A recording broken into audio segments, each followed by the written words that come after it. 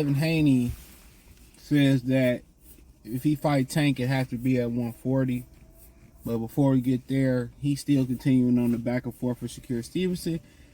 He said, if I was such a bitch, why didn't he take the fight? Now, he basically going on and saying that, check out the Boxing News playlist, by the way, thumbs up the video, share the video, subscribe to the channel.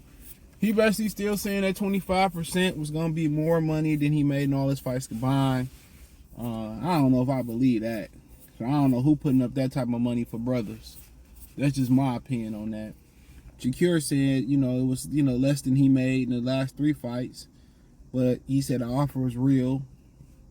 Now, the thing about it is, too, with a lot of people saying that if he felt like he could beat Devin Haney, he should have just took the money, beat him real fast, and then been undisputed.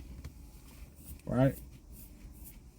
And I feel like that's probably what he should have done. But, like I said, I'm not the one taking the punishment. I don't know the terms, who picked the judges, what network is going to be on. He do all that, clearly win and get robbed. Then his money funny. Then he got a loss on his record. Then he put himself in a position of weakness. And then, you coming into the room with blinders on. You need a knockout. And then he stay on his feet, he wins. So, like I said before, I ain't here to tell nobody financially what they should and shouldn't take. I don't really care. I just know they ain't fighting no time soon. I know how boxing go. If they was Puerto Rican and Mexican or something like that, or a combination, then yeah, it'd probably be some money in it. It's a lot of them British rivals. They fight each other pretty fast.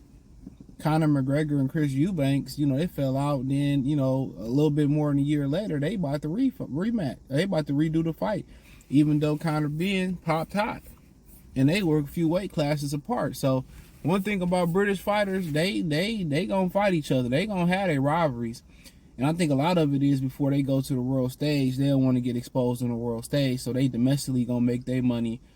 Then they go to the world stage, and then they figure it out. Then they come back if they have to, and in their career or continue their career. So I get that.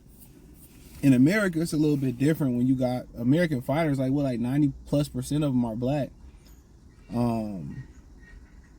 That's not if you including the Mexican Americans too, though. So, but like just between white and black, like 90% of them, like probably higher than that, is black. And the thing about it is they don't get the recognition, they don't get the support, fanfare, because you're really just seen as a guest in America. You want to know why they don't really support boxing? People say, well, they support the NFL and they support the NBA. That's a little bit different. NFL and NBA was created in America, I believe. So that's still something that was birthed in America. It's kind of like baseball being America's favorite pastime. I believe that was created in America as well. So it feels organic because the sports was, if I'm not wrong, the sports were created in America, right? And they're mainstream, and they've been able to stay on mainstream. They wasn't always mainstream, but they do buy LeBrons, and they do buy Kevin Durant's, and they do support the Tyreek Hills and stuff for that situation. But you got to understand too, those were wholesome American sports. But you supporting a team that's owned by owner. 99.9% of the owners are white in a white league. The only thing about it is the pawns on the table are black. You know what I'm saying? A few, on the field, and the coaching and the GM, they're not. But, these guys are not getting the individual fanfare. They're not trying to move over to China and Japan to get that fanfare like NBA players did. They're not globally trying to work their way globally and then back into North America to get the fanfare. Or they're not trying to work their way in North America and then globally. They're not trying nothing. That's how boxing is just turned off. You're not getting invites from Japan, China no more, Alaska, Indonesia, the Philippines. Nobody trying to put money up for these fighters to come here. That's because one of the things, they ain't established a brand. They fight. They don't want to be in commercials. They don't want to be in TV shows. They don't want to get brand deals. They don't want to get out there and put themselves out there socially, so it hurt them. So that's one of the major reasons why that fight ain't going to happen no time soon. It's no demand for it outside of the box community, because most of the people outside of the box community don't know them. Just because Shakur stand next to Jay Prince, that's not enough. Just because he know who Drake is, he ran into James Harden. Harden told him he should have got the knockout last fight. Then he said he kind of got mad when James Harden, I forgot what fight it was, said he should have got the knockout. It wasn't the Nakatani or the Yoshino fight, excuse me. It was another fight, and he said he kind of got mad. That's one thing, dude, about these dudes, man. I had to check that shit as well. Is when you get constructive criticism, like he said, I kind of want to be like, nigga, what, that's him being an emotional motherfucker. That's being an emotional male. When people give you honest criticism, you gotta take it and be like, next time I just gotta get better. But when you get that criticism and you shut down, I've been there before, you get in your feelings with that criticism, you want to do something that's emotionally impulsive, and that puts you in a bad decision. And if you're still thinking like that in your 30s, you gotta work on that. Shakur fairly young, so I probably was the same way, learning to change that shit right around there. But just because somebody pick against you, somebody, give you some criticism, or if it's straight up hatred, it doesn't mean that you have to, it doesn't deserve an action. It doesn't deserve an action. It doesn't deserve a reaction. Everything, you just, okay, well, it is what it is. Sometimes the best reaction is the actual reactions that people, the subliminal ones. Sometimes those are the best actions. Your chick cheat on you, or she leave you, your homeboy fuck you over, whatever. Ain't no point of taking it to the next level. I was watching an interview with 50 Cent. He said, if it ain't worth killing somebody over, you ain't worth going to the next level to kill somebody. It ain't worth arguing over. Somebody step on your shoes. I was telling somebody a few years ago when I was clubbing, like quite a while ago, I was clubbing, and a guy downtown, I remember the spot. It was, I don't remember the streets. I think it was off Congress, downtown Detroit. And the guy pissed on the guy's car and stuff, and he ended up deleting him. Like, you think that was worth, dying over? Because he was drunk, he pissed on your car. It's a fucking mistake, you know what I'm saying? So, like I said before, I ain't about to go to the next level over no woman that ain't my wife. I'm not going over the next level over material things, over, sometimes it's best just to walk away. What you got to prove to somebody else? From 1 to 5 minutes, you proving something to them. It's nothing to prove. Nothing to prove. So anytime somebody say something, just okay, yeah, whatever, or do something, okay. Well, the best reaction to have is just be successful. They're proven wrong. Getting emotional over words and choking the ninja over words or getting to a shout match, it proves nothing. All it does is devalue you as a human, devalue you as a woman or as a man. So yeah, that's the emotional side of things. That's the shit that you get from females that you have to be able to get out of your system. You have to start working on that. And once people see they can't penetrate you emotionally and they can't manipulate you emotionally, I speak about it all the time because people used to be able to do that to me, and through the years I had to work on it. I used to be the person that punched you right in your face if I felt disrespected. No ifs, and buts about it. Pow. We just gonna fight. When I was younger, I had to get out of that. Guys put me to the side, give you constructive criticism.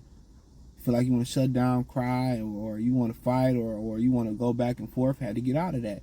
Had to see, hey, it wasn't nothing. It was something I was doing wrong. They was trying to help me.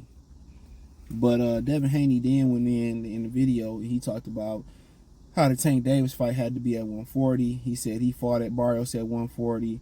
He can come up to 140 and fight. My thing is this: you basically saying that you might come back down to 35. So you think that Devin Haney, you think Gervonta Davis wouldn't make you come back down to 135? So once you said, I think I can come back, I might come back down to 135, and you still holding belts down there. So even if he chucked up the courage to do so, he gonna make you come down to 35. I already know that. So they wasting their breath calling out Tank Davis. You know what I'm saying? I seen he back in the gym, and 50 Cent was at the gym and all that stuff. Man, y'all wasting y'all time calling that guy out. That's a waste of time. Let's call it what it is. It's a waste of time. So, Tank Davis gonna make you come back down and wait or do something if he gonna fight you. So, at the end of the day, we talking about fantasy fights. Tank Davis ain't thinking about fighting nobody at all. at all.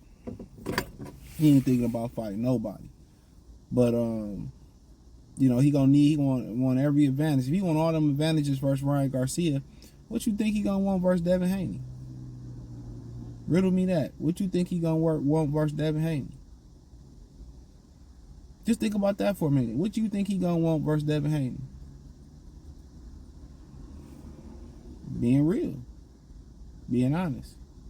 So, like I said before, he could screenshot all day about, you know, what Tank, Tank Davis and who should call out Tank, who should fight Tank. Tank gotta want to be great. Tank almost 30 years old. I think he'll be 28, 29 in November pretty soon. So, you know Tank gonna try to get advantage. If he sat there and he did a catchweight with Ryan Garcia, did a rehydration clause with Ryan Garcia, he did all that to Ryan Garcia, what he gonna do to a Shakur Stevenson, a Devin Haney? He's not a confident guy. And then when you got fans that still gonna support tomfoolery and tomfuckery, you know, why would he change? Why would he fly straight? Why would he challenge himself? Obviously, he don't believe in himself. Why would he? And a lot of these goofy ass fans, the few that's left, they co-sign a lot of goofy stuff in the sport of boxing. They really do. They do. You know, he like, I only fight Devin at 133.5, and people gonna say, well, see, Devin want the fight, take the fight. There you go. People gonna say, well, you know, Shakur Stevenson was the same thing. You know, he offered Shakur 25 ticket. You know, here's what he. It's what it is. Fans don't want to see fight. Fans don't want to see big fights no more. They don't. Fans don't want to see big fights no more. Keep telling y'all that. They don't want to see big fights no more, man. What they want to see is they want to argue about who gonna win, because guess what?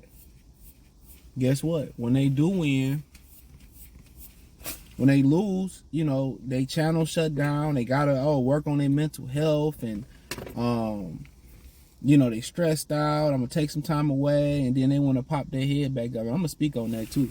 But hey, thumbs up the video, share the video, subscribe to the channel. The subscribe button is the bell icon button. Hit all notifications, increase your chance, get notifications. We go live or drop video.